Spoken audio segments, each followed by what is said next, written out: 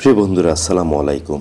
আজকে আলোচনা করব নবী করিম সাল্লাল্লাহু আলাইহি সাল্লামের হিলফুল ফুজলে অংশগ্রহণের ঘটনা।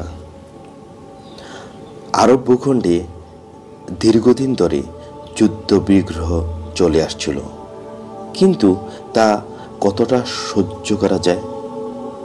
ফুজ্জার যুদ্ধের পরে কিছু চিন্তাশীল ব্যক্তির অন্তরে এই ভাব জাগল যে পূর্ববর্তী জমানায় যুদ্ধ বিগ্রহ ও ধ্বংসলীলার অবসান কল্পে, যেমনভাবে ফজল ইবনে ফুজালা, ফজল ইবনে উদায়া এবং ফুয়ায়ল ইবনে হারিস একটি শান্তি চুক্তিতে আবদ্ধ হয়েছিলেন। তাদের নামানুসারে এই শান্তি চুক্তি হিলফুল ফুজুল নামে খ্যাত ছিল। শান্তির লক্ষ্যে একইভাবে দ্বিতীয়বার চুক্তিটি করা প্রয়োজন।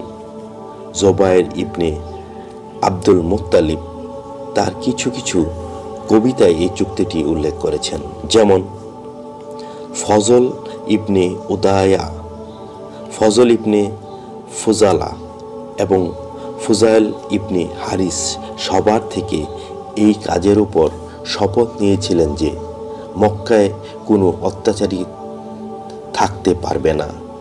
সবাই এর উপর দৃঢ় শপথ নিল। কাজেই মক্কার প্রতিবেশী এবং অভ্যাগতা সবাই নিরাভয়ে হয়ে গেল। হারবুল ফুজ্জারের ধারাবাহিকতা যখন শাওয়াল মাসে শেষ হয়ে গেল, এরপর যুদ্ধ নিষিদ্ধ মাস জিলহজ শুরু হলো।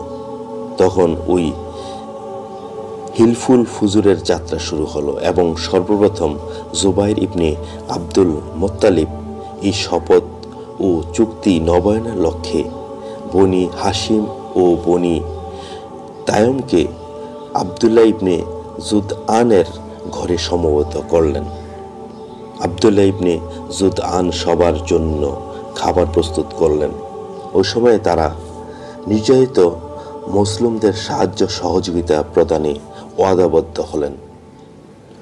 আত্মীয় অনাত্মীয়, নিজ গোত্র ভিন্ন গোত্র, দেশি বিদেশি নির্বিশেষে সব শ্রেণী পেশার মানুষের সাহায্যে ও নিরাপত্তা দানে ওয়াদাবদ্ধ হলেন। নবী করিম সাল্লাল্লাহু আলাইহি ওয়াসাল্লাম ইরশাদ করেন, সে সময় আমিও আবদুল্লাহ ইবনে জুদআনের ঘরে ছিলাম।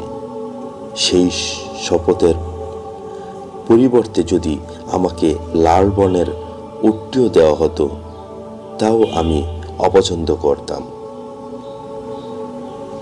এখন ইসলামী যুগেও যদি এই ধরনের একটি শপথনামা বা চুক্তি এর জন্য আমাকে ডাকা হয়, তাহলে আমি অবশ্যই তা কবুল করব। আবদুল্লাহ ইবনে জুদআন ছিলেন হযরত আয়েশা রাদিয়াল্লাহু তাআলা আনহা-এর চাচাতো ভাই। একবার হযরত আয়েশা রাদিয়াল্লাহু তাআলা আনহা রাসূলুল্লাহ সাল্লাল্লাহু আলাইহি সাল্লামকে বললেন, হে আল্লাহর রাসূল, আবদুল্লাহ ইবনে জুদআন অত্যন্ত মেহমানদারি করতেন, লোকজনকে খাবার খাওয়াতেন। তার এই সৎ কাজ কি কিয়ামতের দিন নিজের কোনো উপকারে আসবে? তিনি জবাব দিলেন না, কেননা সে এ সময় বলেননি যে, হে প্রভু, আমার গুনাহগুলোকে প্রতিদান দিবসে মাফ করে দিন। মুসলিম। অর্থাৎ সে কখনো আল্লাহ রাব্বুল আলামিনের দরবারে নিজের গুনাহ মাফের জন্য আবেদন করেনি। ইবনে কুতায়বা তার গারিবুল হাদিসে উল্লেখ করেছেন যে রাসূলুল্লাহ সাল্লাল্লাহু আলাইহি সাল্লাম ইরশাদ করেন, গরমকালে আমি কখনো চলতে চলতে আবদুল্লাহ ইবনে জুদআনের কবরের ছায়ায় দাঁড়াতাম। অর্থাৎ আবদুল্লাহ ইবনে জুদআনের কবর এত দীর্ঘ ছিল যে তার ছায়ায় একজন লোক দাঁড়াতে পারত।